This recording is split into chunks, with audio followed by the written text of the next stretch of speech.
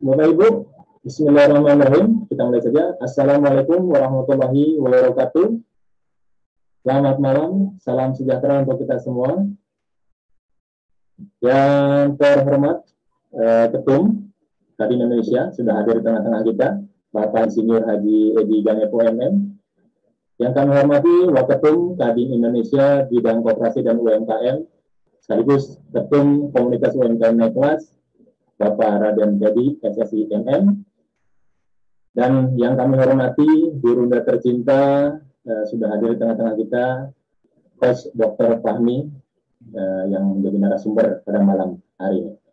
Yang kami hormati seluruh pengurus Kadin daerah di 34 provinsi dan seluruh pengurus komunitas UMKM Naik Kelas. Dan tentunya tak lupa kepada sahabat semua UMKM dari Sabang sampai Merauke yang saya atau yang kami banggakan, yang kami cintai. Baik, Bapak Ibu, hari ini bincang seru UMKM yang ke-6. Saya membuat program ini bersama UMKM Naik Kelas dan Kadin Indonesia. Dan hari ini sudah hadir narasumber kita. Namun sebelum itu, untuk membuat semangat, ya seperti biasa, saya di sini mau mengundang Ketum ya, yang selalu hadir ya, Ketum Pak Edi Ganepo untuk memberikan sambutan dan pengarahannya pada bincang UMKM malam hari ini. Kepada Ketum, waktu dan tempat kami persilakan. Silakan Ketum.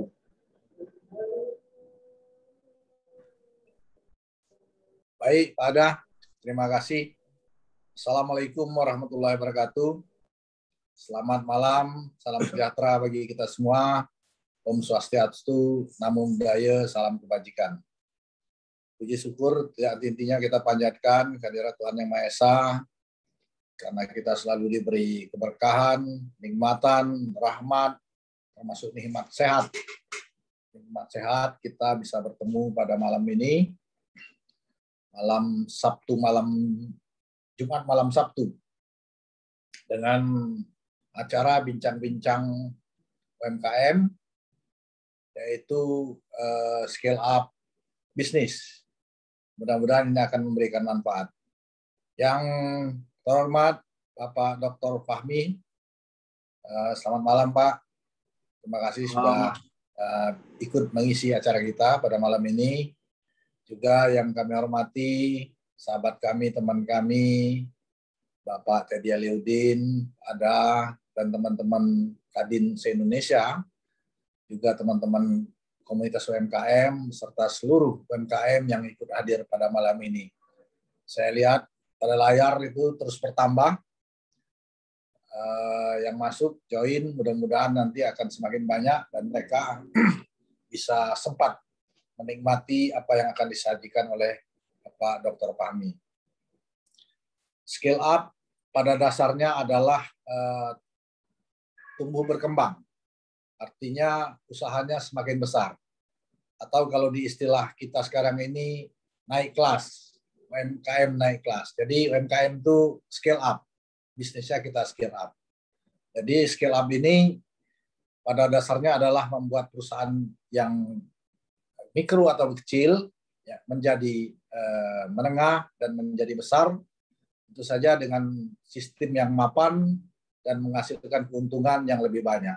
Jadi pas sekali acara ini dengan UMKM naik kelas. Tentu saja kenapa harus naik kelas, kenapa harus scale up bisnis, ini tentu saja supaya ada peningkatan dan supaya tidak ada titik jenuh dalam bisnis kita dan tidak ada penurunan. Oleh karena itu perlu adanya scale up.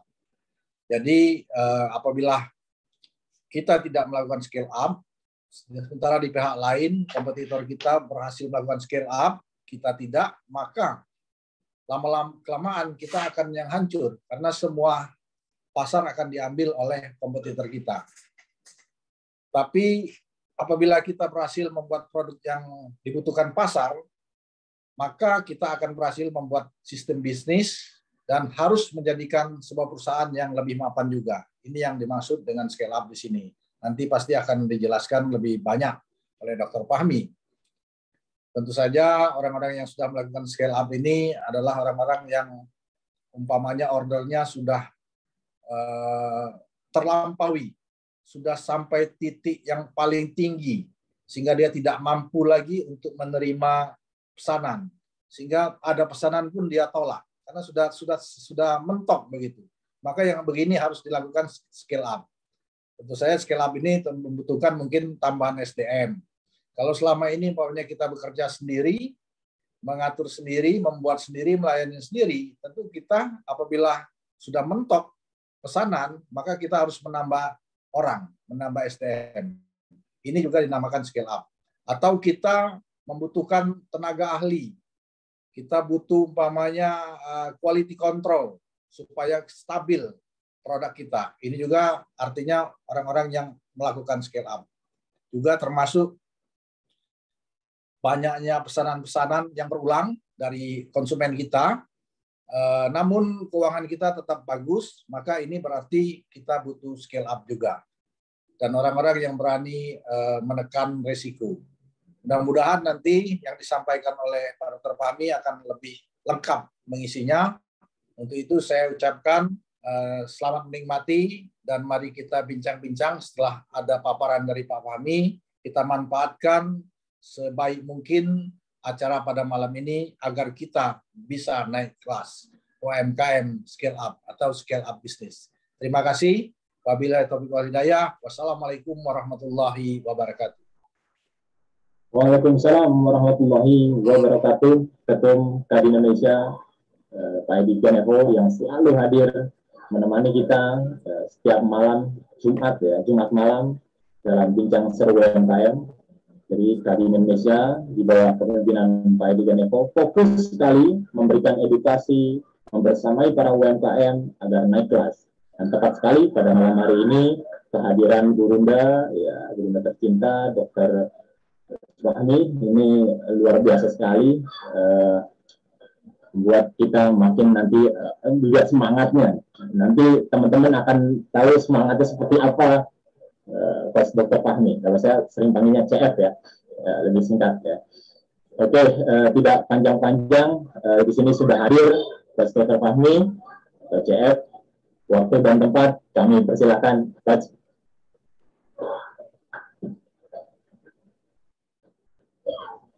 Masih di mute.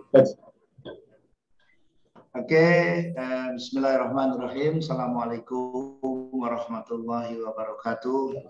Selamat malam, salam sejahtera untuk Bapak Ibu sekalian. Tentu saja khususnya terima kasih kepada Pak Edi Ganevo yang sudah berkenan memberikan kesempatan kepada saya untuk turut serta berbagi pada malam hari ini bersama para pelaku UMKM di seluruh Indonesia. Dan semoga bermanfaat perbincangan kita malam ini, Mas Adha Wahyudi. Silakan. Baik, malam hari ini temanya scale up business, Coach.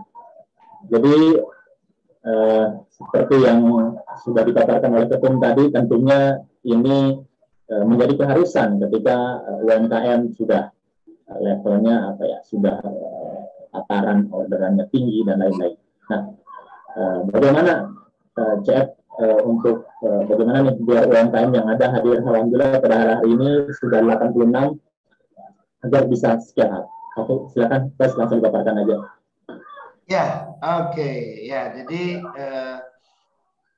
barangkali banyak dari kawan-kawan kami, ada Master P ini. Waduh, dipantau langsung oleh Master P. Oke, jadi saya juga seorang pengusaha.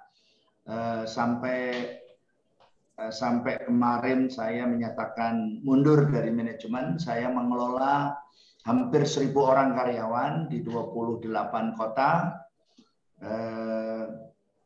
mengelola dan menjual lebih dari 10 produk, antara lain 12 restoran, kemudian hampir 300 lokasi kebab, kemudian ada kampus di 12 kota, ada rumah kos, ada buku, ada merchandise, dan lain-lain sebagainya. Jadi, dan semuanya dimulai dari nol. Nah, jadi skill up adalah pengalaman saya sendiri, pengalaman kami sendiri sebagai pengusaha yang memulai semua usahanya dari nol.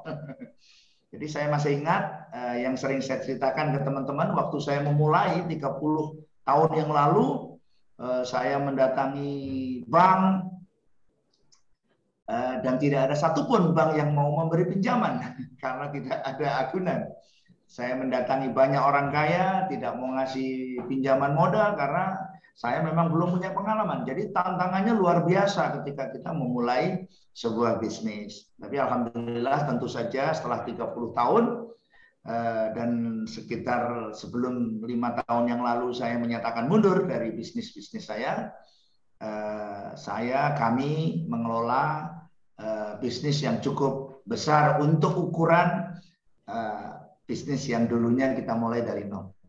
Nah, kita sudah sama-sama ketahui bahwa semua bisnis yang besar itu dulunya dimulai dari bisnis kecil. Ya. Semua bisnis besar dulunya dimulai dari bisnis kecil. Ya, jadi kita sudah sering melihat gambarnya, kita sudah sering melihat meme-nya ya. Jadi Apple yang sekarang konon valuasinya sudah menjadi salah satu yang terbesar di dunia, itu dulunya dimulai dari garasi. Kemudian Mattel, sebuah perusahaan mainan anak-anak, juga dimulai dari garasi. Bahkan kalau di Indonesia, Indomaret yang sekarang konon sudah 16.000 sampai 19.000, juga dimulai dari tempat yang sangat kecil, dari tahun 1988. Jadi sebenarnya hari ini khususnya untuk UMKM, bisnismu boleh masih kecil, ya, omsetmu boleh masih sedikit, karyawanmu boleh masih kurang dari 10. Tapi, nah ini dia, orang atau kita harus sudah merasakan bahwa bisnis ini memiliki karakter, ciri-ciri, sifat-sifat, disiplin, behavior, perilaku yang suatu hari mampu mengantarkan menjadi bisnis besar. Nah, itu kira-kira ya.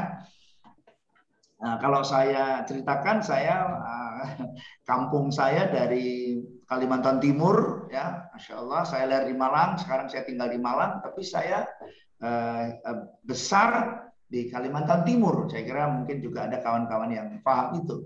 Memulai kehidupan yang sangat luar biasa berat.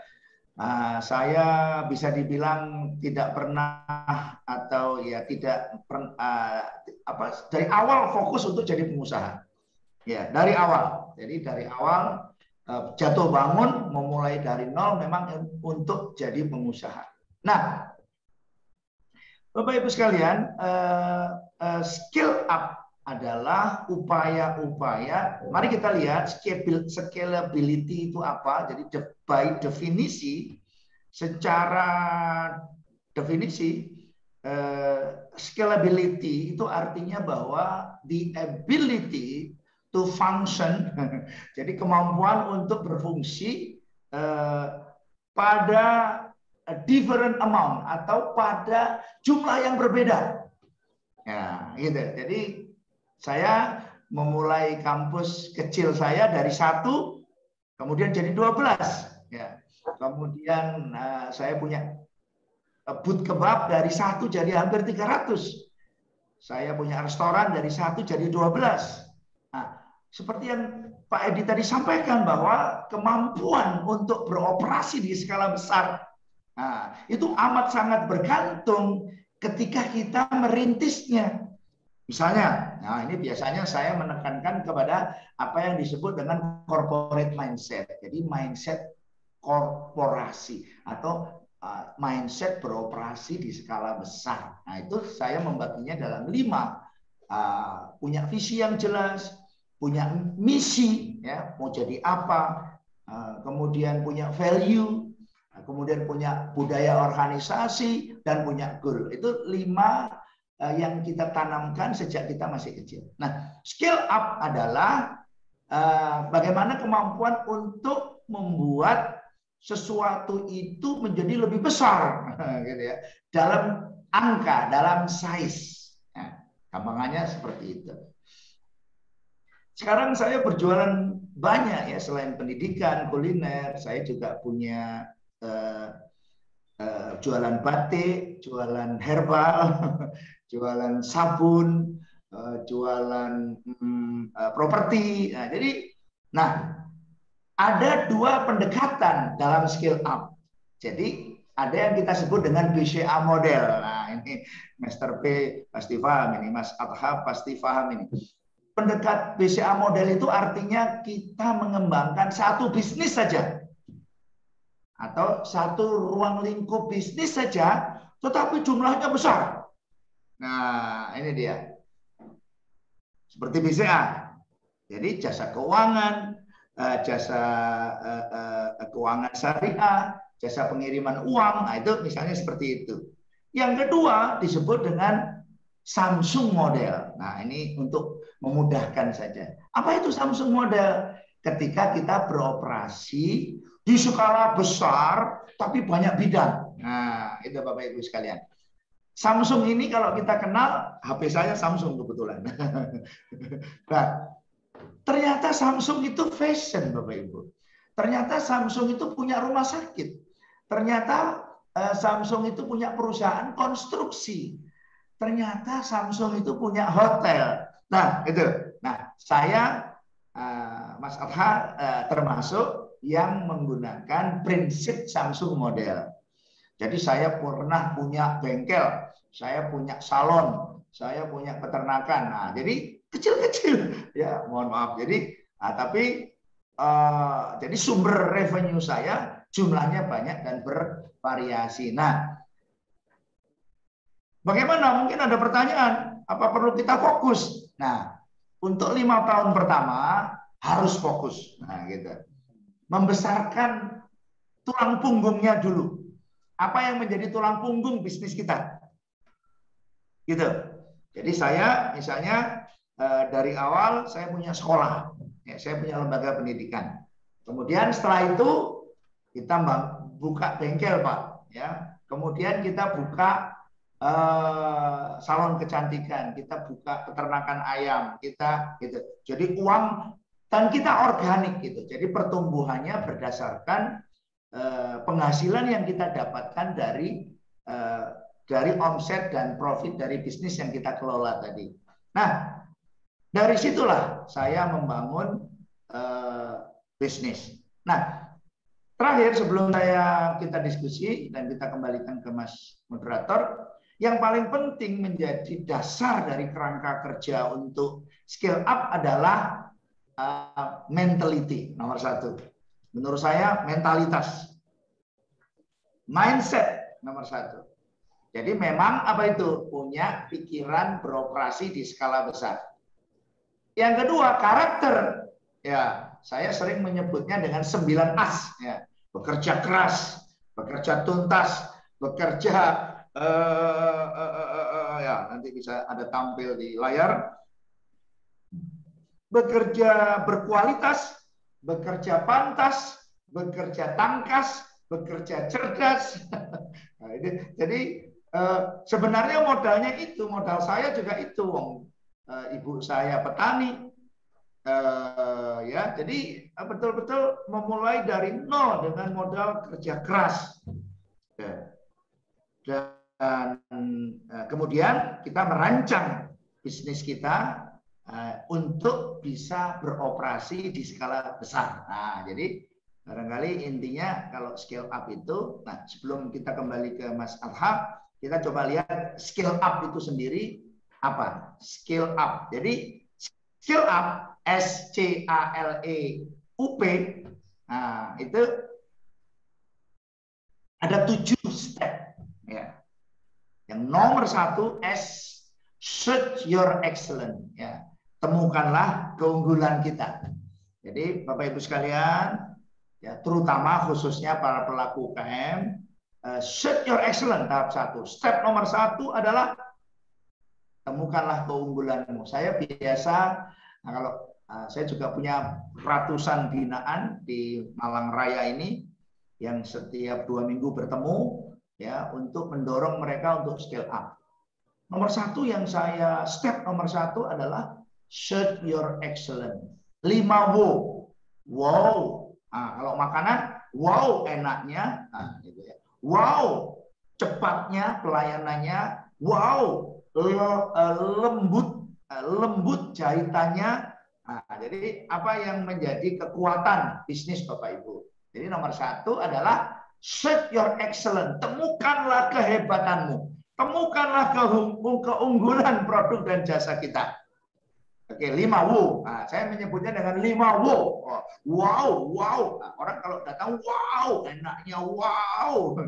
Segernya, wow. Pemandangannya bagus, wow. Nah, sesuai dengan bisnisnya masing-masing. Yang kedua, change your size. Nah, ini. Jadi setelah menemukan salah satu yang menjadi hambatan kalau UKM scale up itu adalah takut beroperasi di skala besar. Gitu. Jadi takut kaya lah. Kadang-kadang takut bayar pajak. Nah, ini nggak boleh. Jadi change your size. Jadi seperti yang saya katakan tadi. Jadi nomor 1 ukurannya baik kuantitatif yang sifatnya jumlah maupun kualitatif. Nah, saya ingin berbagi cerita Bapak Ibu sekalian. Saya punya misalnya kedai digital itu jualan merchandise, jualan oleh-oleh buah tangan, cenderamata, the best omset 4 tahun berturut-turut. Nah, jadi selain kita skill up secara kuantitatif ya, secara jumlah size, kita juga skill up secara kualitatif gitu. Nah, saya pernah punya program lembaga pendidikan kami sebagai lembaga pendidikan pelatihan yang terbaik se-Indonesia. Ketemu presiden di istana 4 tahun berturut-turut. Dari lembaga lokal di Malang. Nah, itu berarti selain dari 1 kota ke 12 kota, tapi juga ada skill up yang sifatnya kualitatif. Gitu. Yang ketiga, misalnya saya pernah punya program, kami punya program yang dibiayai oleh Jerman, Belanda, dan Jepang. Sebagai proyek pelatihan, sebagai program terbaik se-Asia Pasifik. Ya. Mendapatkan penghargaan dari Asian Development Bank. Nah, jadi Bapak Ibu sekalian, ada skill up ini harus berdampingan. Nah, gitu. Kalau skill up jumlah saja berbahaya kalau kualitasnya tidak di skill up. Kalau layanannya tidak di skill up. Kalau dan seterusnya. Jadi karena itu change your size, dimensinya ada dimensi kualitatif, ada dimensi kuantitatif. Yang ketiga adalah accelerate your growth. Percepat pertumbuhan. Jadi misalnya sebagai contoh untuk kebab, saya ingin setiap bulan menambah 1 lokasi. Nah, itu berarti accelerate your growth. Akselerasi pertumbuhan. Untuk produk, untuk barang yang saya jual di bisnis saya ingin setiap 3 bulan ada produk baru. Ya, ada desain baru. Nah, gitu. Ada new variasi, ada new varian baru. Nah, ini langkah yang ketiga, yakni mengakselerasi pertumbuhan. Kemudian yang keempat adalah leverage your action. Jadi pertumbuhan yang didorong oleh tindakan kita. Jadi misalnya mengikuti 1 training baru per 3 bulan. Action, mengunjungi network atau komunitas baru. Nah, jadi itu juga akan mempercepat, mengakselerasi skill up.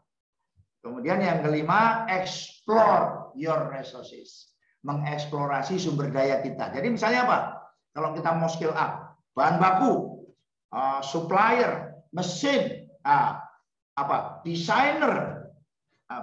Pasti Bapak Ibu tahu, misalnya Zara, ya, Zada, fast fashion itu dia punya 30.000 desain. untuk menghasilkan 2 produk baru per minggu. Wah, jadi betul-betul dirancang agar eksplorasi sumber daya yang kita miliki di lingkungan bisnis kita itu mau mampu menghasilkan daya yang bisa kita maksimalkan untuk bersaing. Nah, sehingga kita bisa tumbuh. Jadi inti dari skill up menurut saya adalah bagaimana bisnis kita bisa bertumbuh. Nah, kemudian langkah yang ke-6 ini terpisah sedikit dengan langkah yang 5 tadi adalah universal your market. Tidak akan ada skill up tanpa pertumbuhan market. Tidak akan ada kita bisa beroperasi di skala besar tanpa kita meluaskan ruang operasi. Buka cabang di mana? Kami pernah punya kantor di Sulawesi, ya ada 5, kemudian di Kalimantan ada 4 kota, gitu, dan seterusnya. Jadi itu salah satu contoh bagaimana kita beroperasi di skala besar. Kemudian yang terakhir adalah protect your business. Nah, ini yang biasanya UKM kurang memperhatikan, ya. Nomor 1 paten. Ayo, Bapak Ibu sekalian. Ini kalau yang nonton, yang ikut ini, saya kira sudah pada paham. Tetapi banyak sekali Bapak Ibu sekalian, binaan-binaan kita itu yang Batam hadir. Terima kasih. Binaan-binaan kita itu yang patennya belum diurus. Ya, padahal Kadin, Kementerian Koperasi dan Usaha Kecil memfasilitasi.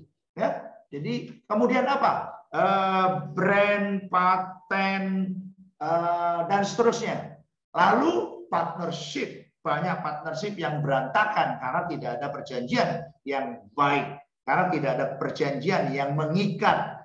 Ya, jadi itu 7 tahapan skill up yang harus kita, ya nanti kita share, ya nanti kita share melalui moderator, ya bahan-bahannya. Dan kalau ada kesempatan barangkali saya juga siap untuk masuk di grup untuk terus memberikan mendampingi proses skill up. Nah, terakhir saya ingin berikan contoh tentang contoh-contoh skill up teman-teman yang sudah saya dampingi. Nah, ini beberapa saja ya. Nanti mudah-mudahan ada yang bisa ditampilkan. Nah, ini contoh, ini seorang ibu yang punya lembaga, ya, lembaga keselamatan dan pemberian sertifikasi keselamatan kerja untuk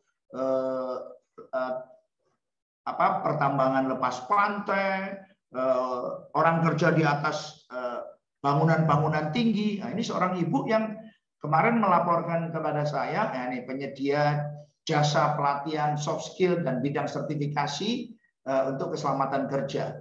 Skill up berarti apa? Ini baru saja beliau punya proyek di Sorong. Wow, ya, Anda bisa bayangkan pekerjaannya sulit. Nah, jadi itu, kalau Anda skill up, Anda pasti akan ketemu pekerjaan-pekerjaan yang tidak bisa dikerjakan oleh orang lain. Nah, betul nggak?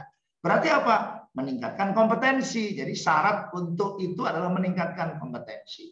Ini contoh, ya. Nah, kemudian yang kedua, barangkali kita bisa lihat. Nah, ini pekerjaan logistik, ya. Hanya dalam 2 tahun target skill up 300% tercapai. Nah, jadi beliau B2B, nah, jadi membangun sistem, wow, ya. Jadi madu hutan pun bisa di skill up. Jadi membangun sistem untuk logistik, mendukung perusahaan-perusahaan besar melakukan pengiriman barang-barang, jadi tracking dan seterusnya. Nah, ini juga hanya dalam waktu 3 tahun sudah bisa. Kuncinya seperti yang tadi saya sampaikan, mencari peluang baru, opportunity hunter, jadi pemburu peluang. Tetapi ingat, banyak peluang, ketika peluang itu datang kepada kita, kita tidak bisa melakukannya dengan baik. Nah, contoh lagi, barangkali ada beberapa contoh yang lain. Nah, ini dia. Ini pasti ibu-ibu pada kenal ini. Ini punya jaringan mak-mak puluhan ribu di Indonesia. Dari omset 200 juta kesekian, ya kesekian banyak hanya dalam waktu 8 bulan. Jadi begitu menggait ibu-ibu men-skill up tim resellernya, menciptakan varian-varian baru, ya langsung terjadilah proses beroperasi di skala yang lebih besar. Itu kira-kira. Ya, ini saya biasanya memberikan materi ini selama 5 hari. Oke, tapi kita akan sampaikan terus. Barangkali ada lagi. Nah, ini dia. Ibu Dea ini orang Malang. Sekarang lagi buka di Bukit Tinggi. Pandemi buka di Bukit Tinggi. Setiap minggu saya dapat uji coba untuk new product. Jadi bikin new product, new market. Ya, sekarang lagi bikin minuman baru. Jadi buka cabang di Bukit Tinggi, buka cabang di kota-kota, bikin varian baru minuman, bikin varian baru untuk makanan, untuk snack, untuk cake dan seterusnya. Ya, oke, mungkin masih ada lagi. Ya, ini Bapak Ibu mungkin juga sudah ada yang kenal. Ini Haji Akmar, ini orang Samarinda. Justru pada saat pandemi buka cabang Hawaii Mart. Nah, Anda tahu kalau Anda di kota-kota di Kalimantan, di Sulawesi, ini banyak sekali Hawaii Mart yang sekarang justru skill up di saat pandemi. Ini ilmunya sama, gitu ya. Berikutnya barangkali masih ada lagi. Ini dia. Ini Dokter Pugo, ya, bikin rumah sakit hanya dalam waktu 4 tahun dari klinik kecil menjadi sebuah rumah sakit yang cukup besar dengan valuasi hampir senilai 100 miliar. Nah, itu beberapa contoh Bapak Ibu sekalian yang tentu banyak sekali contoh karena alumni program kami sudah puluhan ribu dan saya berharap nanti ada follow up dari program kita ini untuk membantu UKM scale up. Jadi pada umumnya mereka adalah UMKM. Jadi mereka yang memulai dari kecil seperti saya. Ya, seperti saya ini bekas-bekas lukanya masih kelihatan. Jadi saya kira banyak sekali teman-teman yang saya kira mau berjuang lebih hebat ya dan untuk mencapai apa yang semestinya kita capai agar bisnis kita bisa scale up. Nah, terakhir pasar luar negeri, ekspor. Nah, ini kita juga sedang mendukung kawan-kawan kita yang punya produk-produk yang berkualitas internasional untuk bisa ekspor. Terima kasih untuk sesi pertama. Saya kembalikan ke Pak Moderator. Masya Allah, luar biasa Coach Fahmi ya. Getarannya dari Batu sampai ke Tangerang Selatan saya merasakan kangen Coach. Terakhir saya ketemu ikut kelas sebelum pandemi bersama Coach Ira ya di Hotel Sofian di acara ini ya Transformational Leadership. Oke, Coach, tadi sudah dijelaskan cukup banyak. Saya mau bertanya, bagaimana peran etika dan sikap di dalam startup pelaku UMKM? Coba diulangi. Bagaimana peran etika dan sikap dalam startup pelaku UMKM? Oh, peran etika dan sikap. Ya. Oke. Jadi yang saya amati ya dari murid-murid saya ada 66.000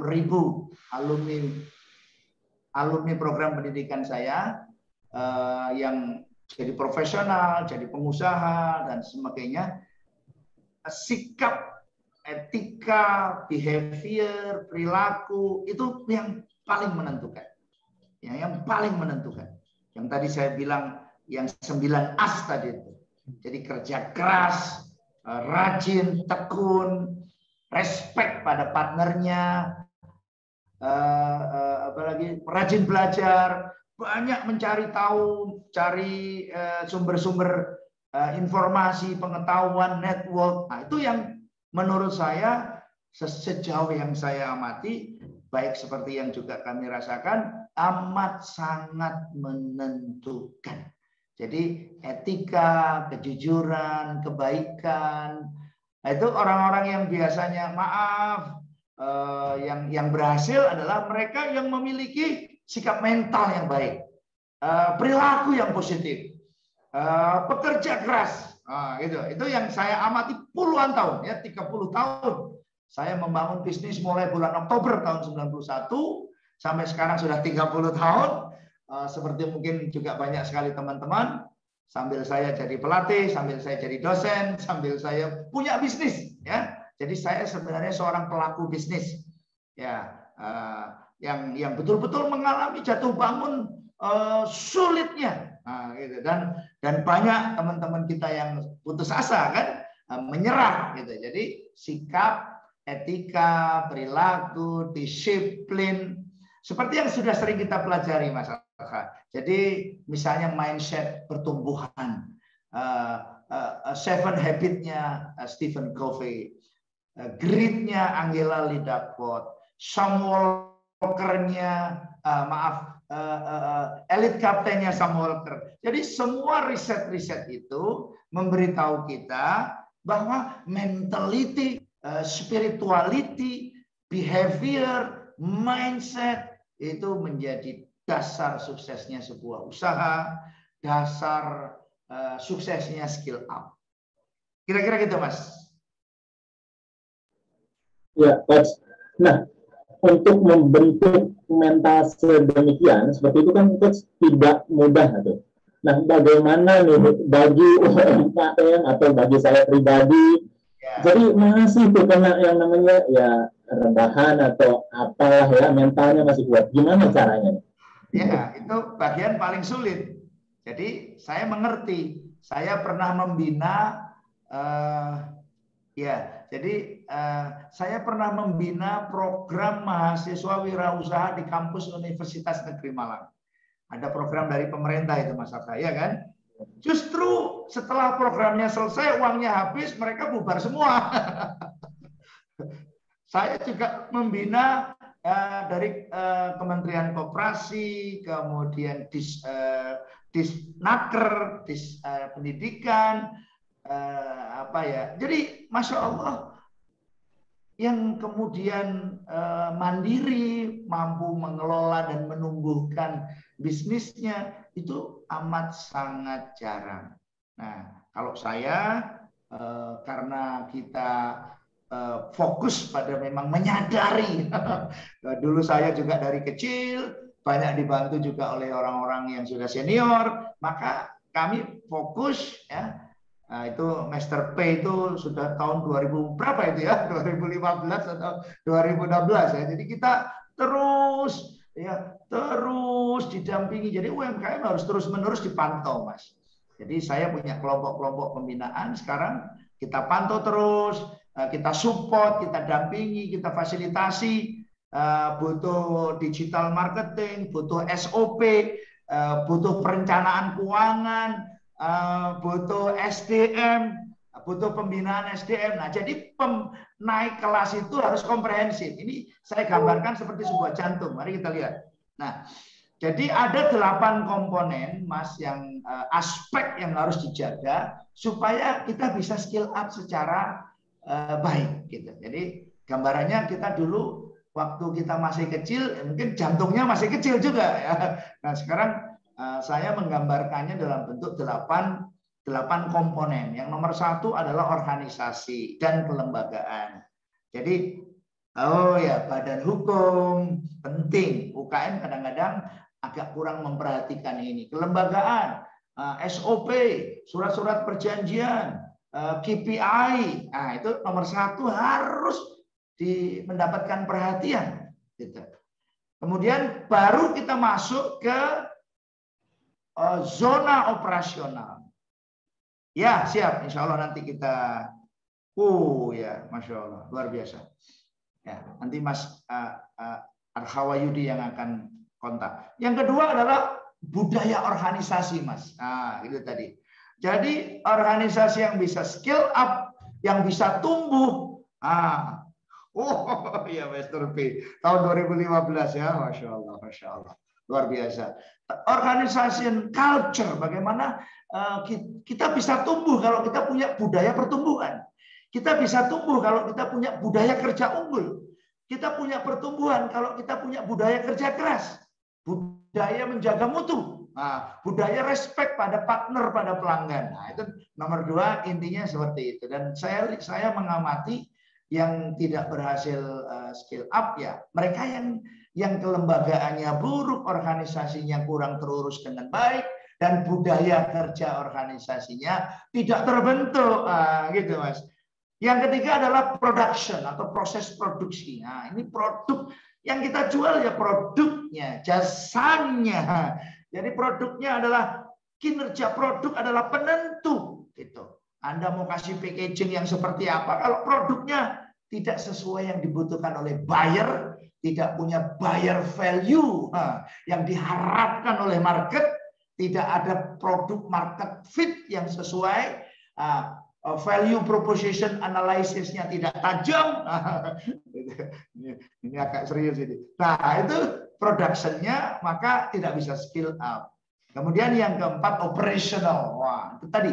Jadi bagaimana logistiknya, gudangnya, rekrutmen SDM-nya, pengukuran kinerjanya, marketingnya. Nah, itu kesatu paduan di operasional dan terkait dengan yang lain. Kemudian yang kelima khusus tentang marketing, pakai digital marketing, pakai funneling, pakai flywheel, pakai inbound marketing.